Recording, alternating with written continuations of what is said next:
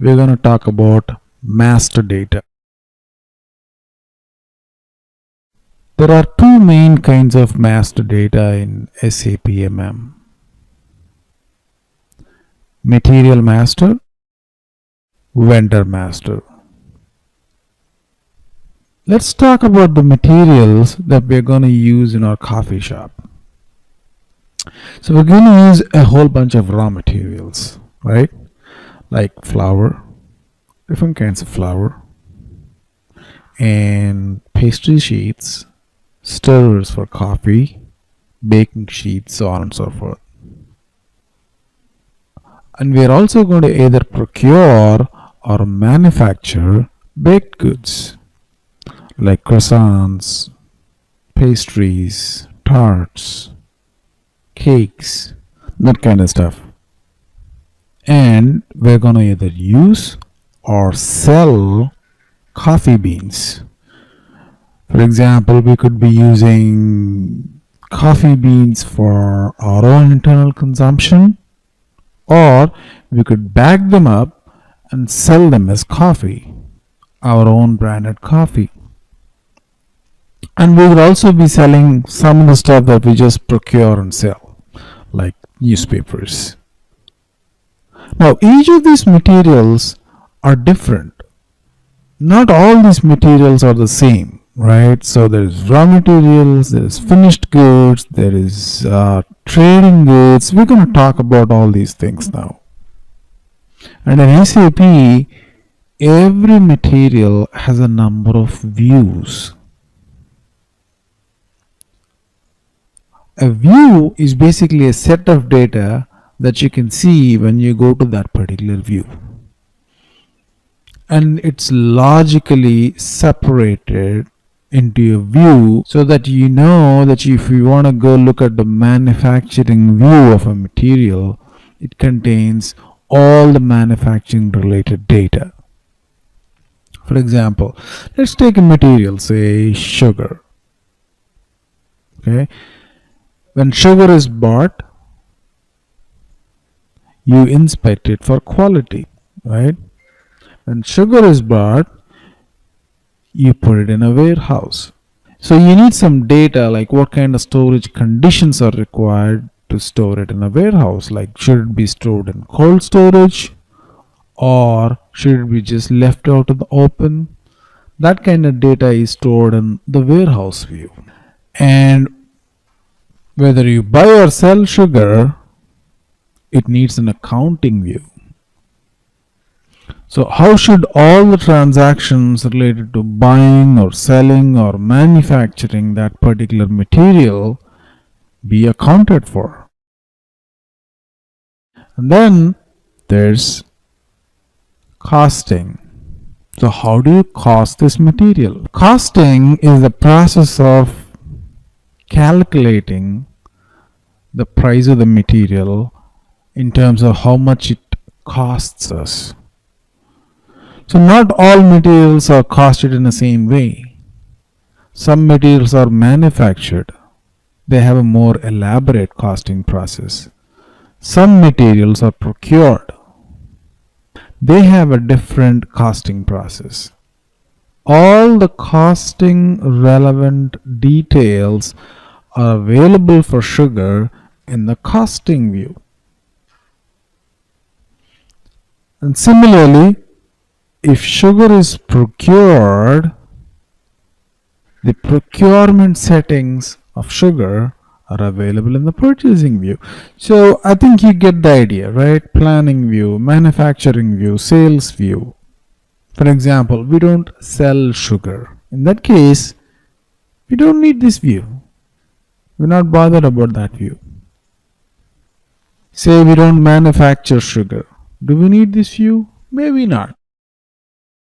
But there are cases where we might need them even though we don't manufacture, because those settings might be used in some other places.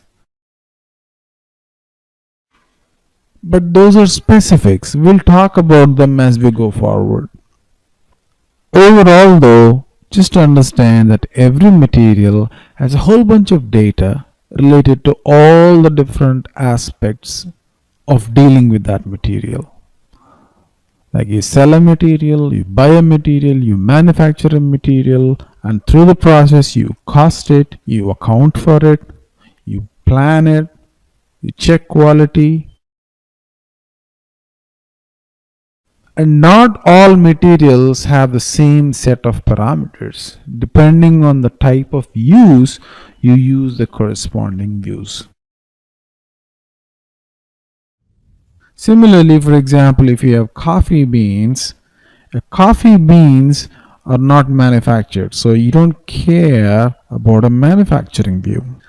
So maybe you don't sell coffee, you only use it for internal consumption. You don't need the sales view.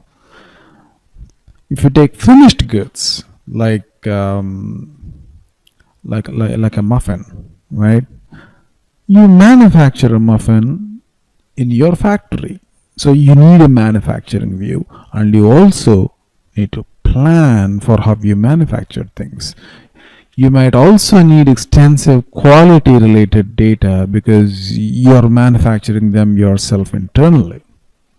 And then there are some materials for which you don't really care about a lot of stuff. For example, there are stirrers for coffee. You don't care about the stock of stirrers, right? It's such low value that you don't really bother to spend a lot of time documenting how much stock you have, what's the value of it. So these materials are treated differently. They don't have planning, they don't have quality, they don't have warehouse, they don't even have accounting, or they might have accounting but it's done differently. They don't have costing, they don't have sales, they don't have manufacturing, right? So these materials are different. They are such low value that you don't really bother to document about the stock or about the cost of those materials. So you don't have a whole lot of these views for materials like this. Now, the parameter in SAP that dictates what different kinds of views a material has is called the material type. So when you talk about material, probably the most important piece of information is the material type. The reason being, it dictates what kind of views that material can have. Let's take some examples. So if you look at finished goods, FERT, F-E-R-T, so it's a drop down here. So if you go to the material type and click on the drop down, you get a whole bunch of material types. Well, the most popular one is FERT, F-E-R-T, which stands for finished goods. So what do you use it for? Anything that's a finished good. As opposed to what? As opposed to raw materials or trading goods. We'll see some examples. Croissants, Black Forest, blackberry tart. These are all examples of goods that we might manufacture or we might procure. For example, almond croissant, say, is a specialty that we don't produce but we procure from somebody else, in which case it's still a finished good because we sell it. We don't do further processing on it. It's not like a semi-finished good. It's not a raw material that we process further. It's a type of goods that's finished and ready to sell.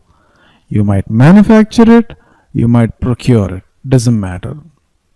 So these are all examples of finished goods that you would create using material type FERT, F-E-R-T. And then we have raw materials, flour, coffee beans. These are raw materials. We use flour to make cakes. We use coffee beans to produce cappuccinos. What's the material type for that? The standard SAP supplied material type is ROH, which is raw materials. And then we have semi-finished goods, HALB. Some examples of semi-finished goods could be pastry sheets. Well, these are partially ready but not fully ready, maybe and then there's not a lot of difference between raw materials and semi-finished goods. So don't get into the nitty-gritties of it.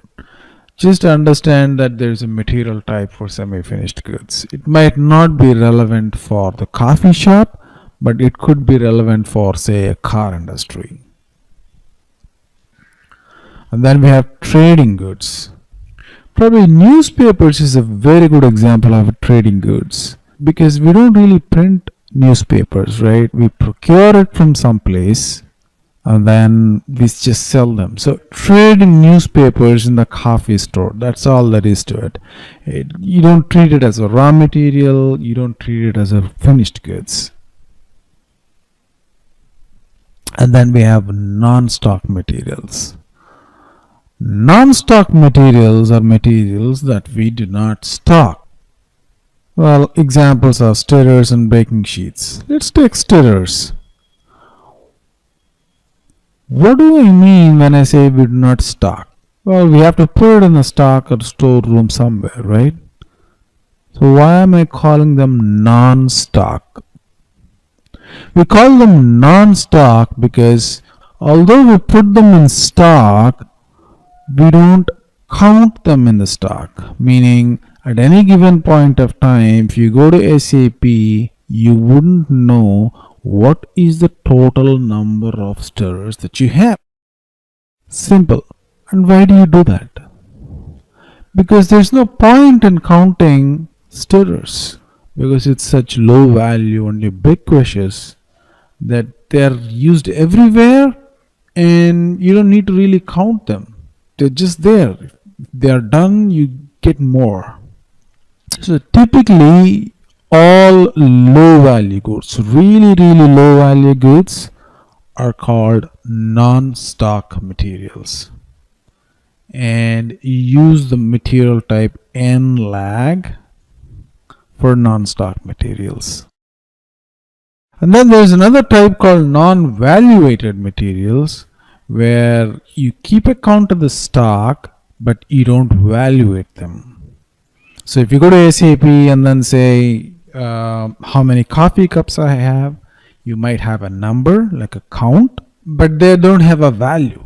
So those kinds of materials use material type U1BW. Now, don't worry if you don't understand all these different material types. In order to really understand them, you have to perform certain transactions and see the stock and see the value updates, and then you'll understand what's really going on and why we're using so many different material types. Alright, let's see an exercise. Question number 1. Sales org 1 and sales org 2 views are available in material type ROH. Is it true or false? Question number 2. Material type HAWA trading good has a work scheduling view. True or false? Non-stock material type NLAG does not have a warehouse storage location view. True or false? Well, you might not know the answer to all these questions right away. The way to do that is to go to MM01 like so.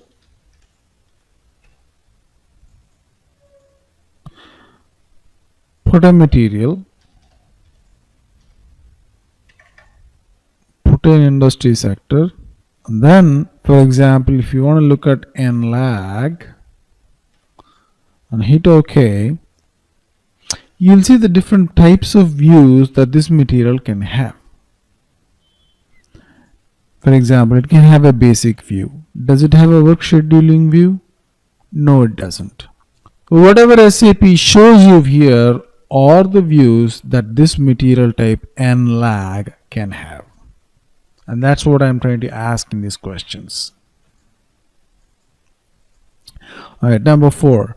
Does non-valuated material UNBW has an accounting view? True or false? Alright, so in this video we're going to create some materials. Let's create a material for unbleached flour. It's a raw material, So we're going to select a material type of raw. Don't worry about industry sector. So it doesn't have any control over how this material behaves. It's used for reporting.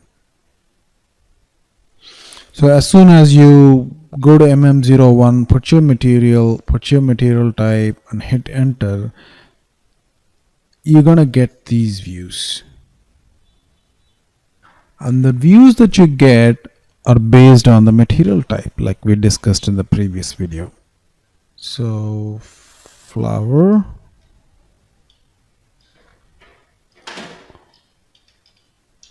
unbleached, and this is a raw material. Hit enter.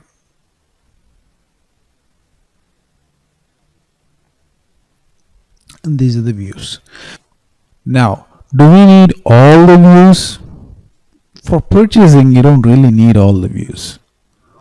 Although SAP allows you to maintain all these views for a raw material, we don't need them now. For now, just select basic, purchasing, and accounting.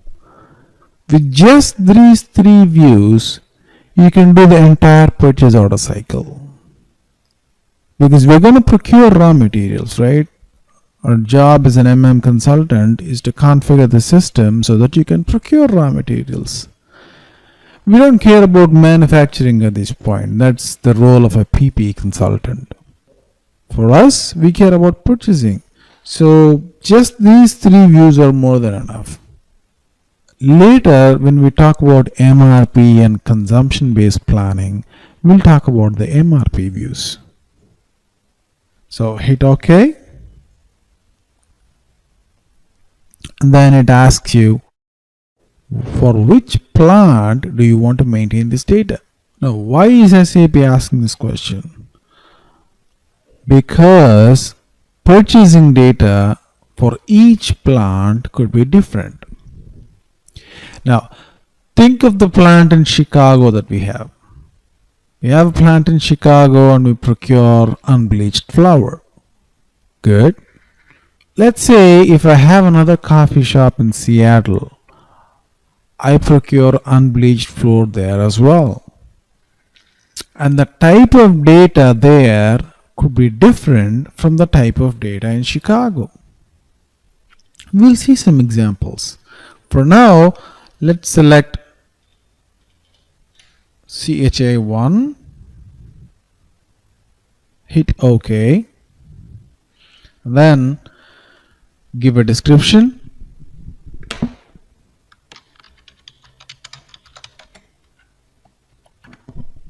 Unbleached flour. The base unit of measure is pound. Material group is 015. Don't bother about material group. And before you go further, go to additional data and I want to show you something. You can maintain the data in different languages. Meaning, think of Starbucks. Starbucks has stores across the world. The same coffee is called as something else in German or French language, right? So when you print a PO in France, it should print in French language, right? You can maintain the material description in different languages because one system can support any number of languages. So this is what is, so let's say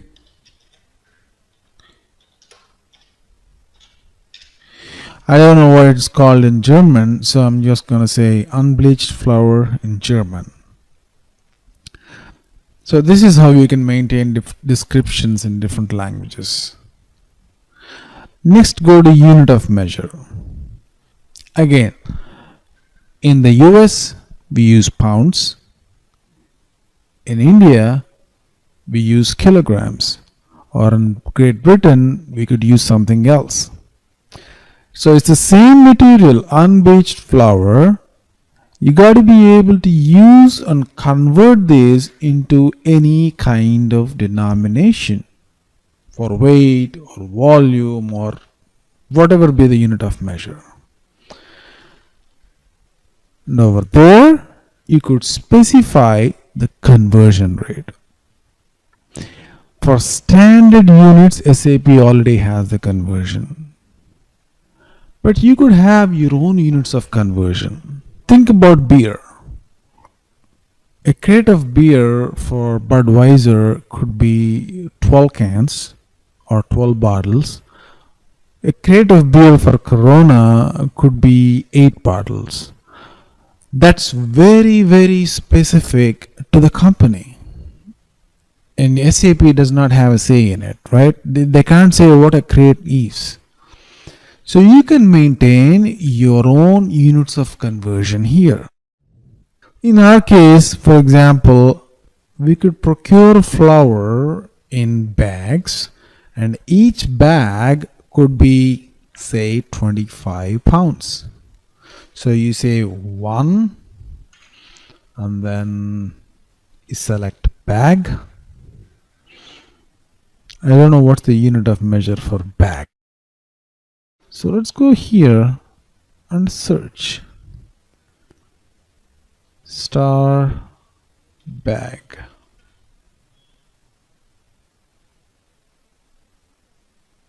Oh, there's no unit of measure for bag.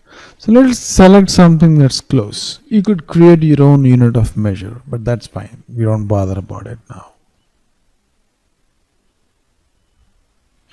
Say a carton. Okay, 1 carton is equal to, say, 25 pounds.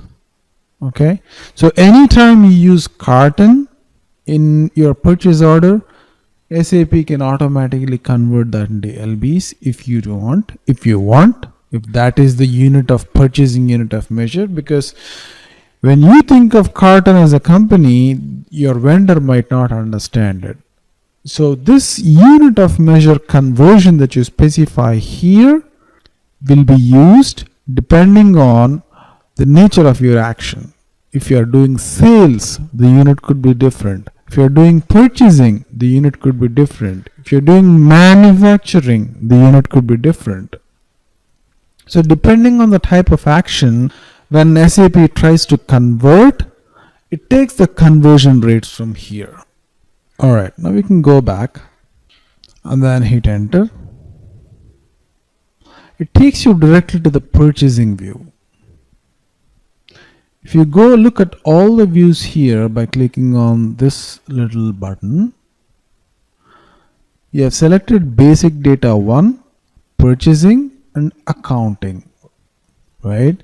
So although you have selected them, you can specifically click on any of the views that's available here and go maintain data. But if you don't select a particular view and hit enter, the system automatically takes you to the next selected view.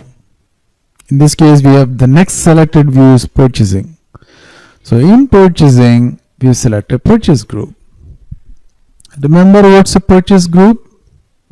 A purchase group represents a group of people responsible for purchasing a certain set of materials.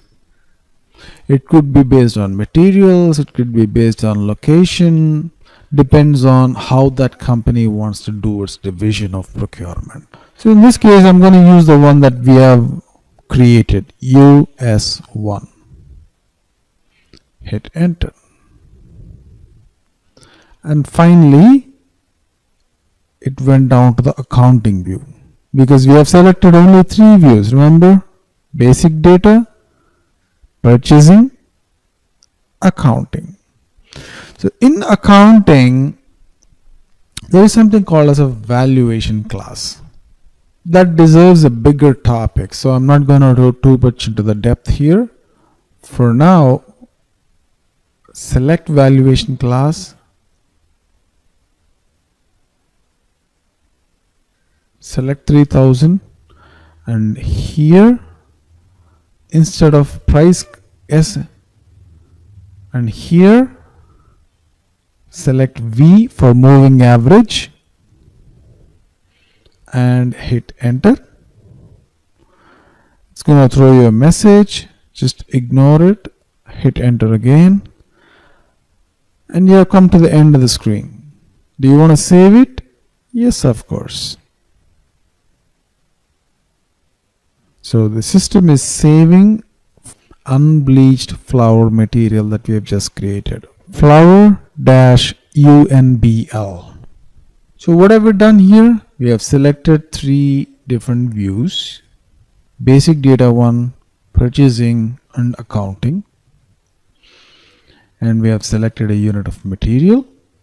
We want to sell in pounds or kilos. Select a material group.